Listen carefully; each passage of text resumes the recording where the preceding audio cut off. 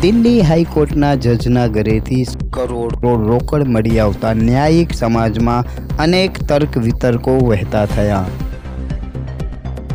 Justice Yashwant વર્માના ઘરે આગ લાગવાથી અગ્નિશામક વિભાગના લોકોને રોકડ રકમ મળી આવતા પોલીસને જાણ કરાઈ।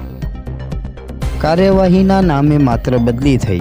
સુપ્રીમ કોર્ટની કમિટી આગળના નિર્ણયો લે તેવી શક્યતા હાલમાં અલ્હાબાદ હાઈકોર્ટમાં મુકાયા।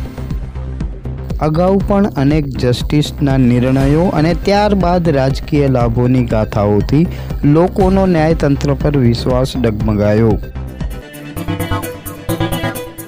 નમસ્કાર, આવાજ જનતા કીમાંથી હું દતેશ ભાવસાર। સામાન્ય રીતે આપણે લોકોને જે અડતા મુદ્દા હોય છે એની જ ચર્ચા કરતા હોઈએ છીએ, પરંતુ હાલમાં એક બહુ જ મોટી ઘટના બની છે જેની આજે આપણે ચર્ચા કરીએ। દિલ્હી હાઈકોર્ટના માનનીય જજ સાહેબ કે જેમના ઘરમાં અચાનક આગ લાગી અને ફાયર બ્રિગેડને બોલાવતા એમના ઘરેથી ખૂબ જ મોટી સંખ્યામાં રોકડ રકમ મળી આવી છે। યશવંત વર્મા નામના આ જે જજ સાહેબ છે એમના ઘરમાંથી કરોડ રૂપિયા રોકડા મળ્યા છે। આટલી મોટી રકમ મળતા અનેક સવાલો ઊભા થયા છે, ન્યાયતંત્ર ઉપર પણ પ્રશ્નો ઊભા થયા છે અને જે આપણી ભારતની ન્યાયિક વ્યવસ્થા છે એના ઉપર પણ અનેક પ્રશ્નો ઊભા થયા છે।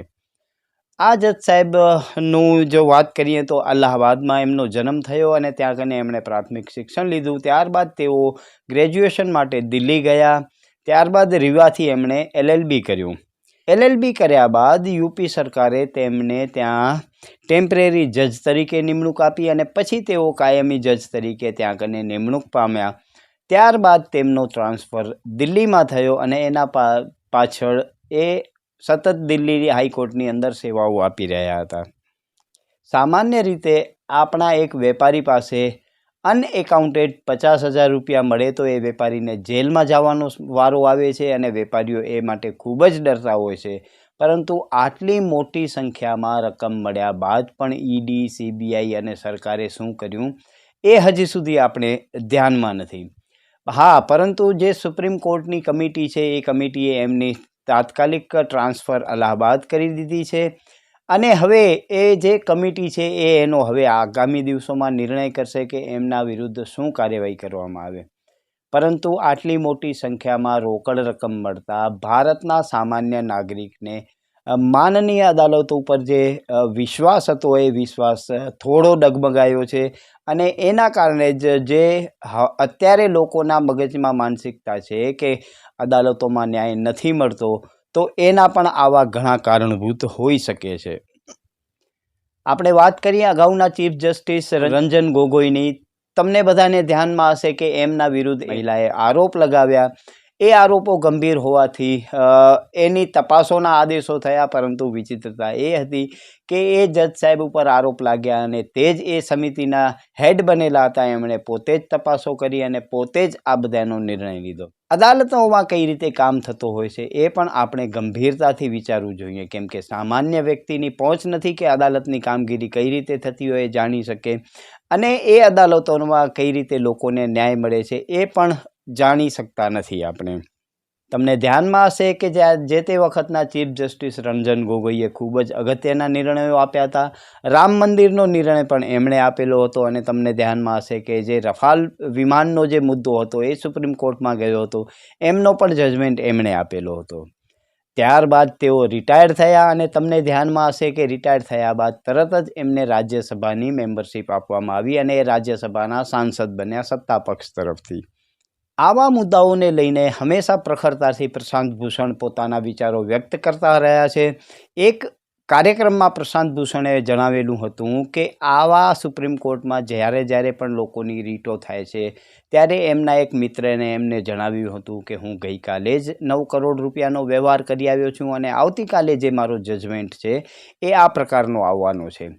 આશ્ચર્યની વાત એ છે કે પ્રશાંત ભૂષણે કહ્યું કે એમણે જે વાત કરી હતી એ જ રીતે સુપ્રીમ કોર્ટમાં જજમેન્ટ આવ્યું, એટલે સુપ્રીમ કોર્ટમાં જજમેન્ટ વેચાય છે એવી વાતોને પણ પ્રશાંત ભૂષણે વહેતી કરી હતી અને પ્રશાંત ભૂષણે પ્રખરતાથી કહ્યું હતું કે આ આપણા દેશ માટે ખૂબ જ ઘાતક છે।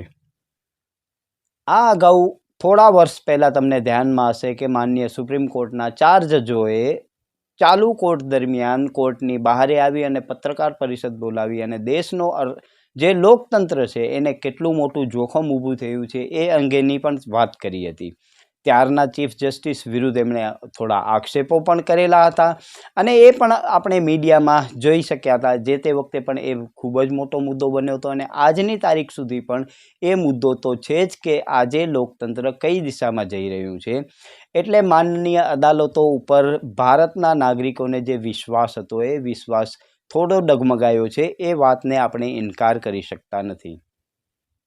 તમારા ધ્યાનમાં અત્યારનો મુદ્દો હશે કે અલ્હાબાદ હાઈકોર્ટના એક જસ્ટિસે એવું જણાવેલું હતું કે એક મહિલાની સલવારનો નાળો ખેંચવો, એના અંગત ભાગો ઉપર અડકવું, એને 12 મિનિટ સુધી પજવણી કરવી, એવા મુદ્દાને અલ્હાબાદ હાઈકોર્ટના જજે ગુનો નથી ગણાવ્યો.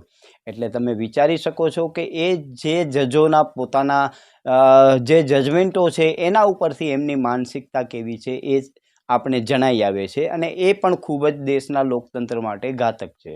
માનનીય જજોના ભ્રષ્ટાચાર અંગે કોઈ પણ ચર્ચા થઈ શકે નહીં, ફરિયાદો થઈ શકે નહીં, એવો સુપ્રીમ કોર્ટનો કોલેજિયમ માને છે. પરંતુ માનનીય જજો પણ અંતે નાગરિક જ છે, એક સામાન્ય વ્યક્તિ પણ છે. સામાન્ય ન હોઈ શકે પરંતુ વ્યક્તિ તો છે. એમની પણ ભૂલો થઈ શકે, એમના પણ ક્યાંક વિચારો ડગમગાઈ શકે, એમને પણ આવા અનેક પ્રલોભનો આપી અને તેઓ પ્રલોભનને વશ થઈ શકે. તો એમની પણ તપાસો થવી જોઈએ, એમના વિરુદ્ધ પણ કાર્યવાહી થવી જોઈએ. એ હવે સામાન્ય ભારતનો નાગરિક પણ વિચારી રહ્યો છે. કેમ કે આ એકમાત્ર એવો મુદ્દો નથી. ભૂતકાળમાં એવા ઘણા બધા મુદ્દાઓ છે કે એ મુદ્દાઓને લઈને લોકોને ખૂબ જ પ્રશ્નો ઊભા થયા છે. આપના ધ્યાનમાં હશે કે જે જસ્ટિસ અરુણ મિશ્રા છે, અરુણ મિશ્રાએ અદાણીની ફેવરમાં અનેક જજમેન્ટો આપ્યા છે. એ જ્યારથી આવા જજમેન્ટો આપ્યા છે ત્યારથી જ લોકોના મનમાં ચર્ચાઓ ચગી રહી હતી. પરંતુ જસ્ટિસ હોવાને કારણે લોકો બંધ મોઢે આની ચર્ચાઓ કરતા હતા. મીડિયામાં પણ આની કોઈ ચર્ચાઓ નથી થઈ. કેમ કે આપણે માનીએ છીએ કે હાલનો મીડિયા છે એ ગોદી મીડિયાનો બિરુદ મેળવી ચૂક્યો છે. એટલે એમની પાસે આવી ચર્ચાઓ કે આવા સમાચારોની આપણે અપેક્ષા નથી રાખી શકતા. પ્રશાંત ભૂષણે એક વિડીયોમાં એવું પણ જણાવેલું હતું કે હયાતની સરકાર છે એમની પાસે અનેક જજોના એવા ફાઇલો લઈને બેઠા છે કે એ ક્યાંક ને ક્યાંક એ જજોની નાની મોટી ભૂલો થઈ હોય, એમના નજીકના હોય, એમના પરિવારજનોના હોય, એ ક્યાંક ને ક્યાંક કોઈક ભ્રષ્ટાચારમાં કે ગેરરીતિમાં ફસાતા હોય એવી ફાઇલો પોતા પાસે મૂકી અને એ જજોને બ્લેકમેલ કરવામાં આવે છે. પરિણામ સ્વરૂપ એવું પણ હોઈ શકે કે સરકારની તરફેણના અનેક જજમેન્ટો એ જજોને આપવા પડે અને જો એ નથી આપતા તો જજો પણ આ જ રીતે બ્લેકમેલિંગમાં ફસાય છે અને એમના વિરુદ્ધ પણ પગલાઓ લેવાઈ શકે છે. માટે સરકારોની પણ આ જવાબદારી છે કે એ જજો સ્વતંત્રપણે કામ કરી શકે, સરકારો એમને બ્લેકમેલ ન કરે, મોટા મોટા પૂંજીપતિઓ છે, અધિકારીઓ છે એમને બ્લેકમેલ ન કરે, તો જ આપણે ભારતનું ન્યાયતંત્રને સ્વતંત્ર માની શકીએ. અન્યથા ભારતના ન્યાયતંત્ર ઉપર લોકોની જે અપેક્ષાઓ છે એ ધીમે ધીમે ધૂંધળી પડતી જાય છે. આવા અનેક જે મુદ્દાઓ છે એ મુદ્દાઓ લઈને આપણે વિશેષ ચર્ચા કરીએ તો અત્યારે એવું લાગે છે કે માનનીય અદાલતોમાં પણ નકદ નારાયણનું રાજ ચાલતું હોય અને એના કારણે જ સામાન્ય લોકોને ન્યાય નથી મળતો. જે મોટા પૂંજીપતિઓ છે, જે મોટા લોકો છે, જે વકીલોની મોટી ફી આપી શકે છે, એવાઓને ન્યાય મળે છે. પરંતુ સામાન્ય લોકોને ન્યાય મળવો એ લોઢાના ચણા ચાબવા બરાબર છે. આપને ધ્યાનમાં હશે કે દિલ્હીનો જે લિકર સ્કેમ થયો હતો એનામાં એકમાત્ર એફિડેવિટના આધારે મુખ્યમંત્રી, ઉપમુખ્યમંત્રી અને અનેક લોકોને જેલમાં નાખી દેવામાં આવ્યા હતા. એક પણ પૈસાનો મની ટ્રેલ મળ્યો નથી. તેમ છતાં એમને મહિનાઓ લાગી ગયા જામીન મુક્ત થવામાં. પરંતુ હાલના જે યશવંત વર્મા નામના જજ સાહેબ છે એમના ઘરેથી કરોડ રૂપિયા જો રોકડા મળતા હોય તો આ કિસ્સામાં ઈડી, CBI શું કરી રહી છે એ પણ ખૂબ જ મોટો પ્રશ્ન ઊભો થયો છે.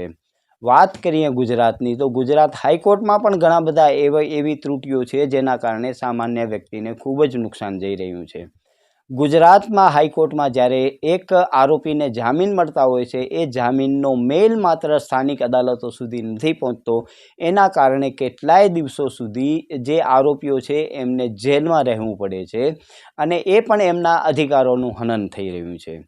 રિટાયર્ડ થયા પછી અલગ અલગ જગ્યાએ એમની નિમણૂક કરવામાં આવે અને પછી એ સતત એ નિમણૂકોના માધ્યમથી રાજ કરતા હોય છે. અરુણ મિશ્રાની વાત કરીએ તો અરુણ મિશ્રા જેવા રિટાયર થયા એની સાથે એમણે કેમ કે અદાણીની સાથે અદાણીને ખૂબ જ મોટા ફાયદા પહોંચાડ્યા છે એવું લોકોનું કહેવું છે. અરુણ મિશ્રાને રાષ્ટ્રીય માનવ અધિકાર આયોગના ચેરપર્સન બનાવવામાં આવ્યા છે. તો આવી રીતે જ્યારે જજો ત્યાં હોય ત્યારે પોતાના તરફેણમાં નિર્ણયો કરાવવા અને રિટાયર થાય ત્યાર પછી એમને આવી જ રીતે એક ભાષામાં આપણે કહીએ તો સારા પદો આપી અને એમને આગળ વધવાનું એ જ સત્તા અને અદાલતોનું કામ રહ્યું છે. હવે અદાલતોમાં લોકોનો વિશ્વાસ ધીમે ધીમે ધૂંધળો પડતો જાય છે. ત્યારે આવી સ્થિતિમાં આવનારા ભવિષ્યમાં લોકો કઈ રીતે અદાલતો ઉપર વિશ્વાસ રાખશે એ એક ગંભીર પ્રશ્ન ઊભો થયો છે. નમસ્કાર, આવાજ જનતા કીમાંથી હું દતેશ ભાવસાર. તમને અમારી સ્ટોરી સારી લાગે તો લાઈક કરો, સારી ન લાગે તો અમને સૂચન આપજો, પરંતુ સબસ્ક્રાઈબ કરજો જરૂર. નમસ્કાર.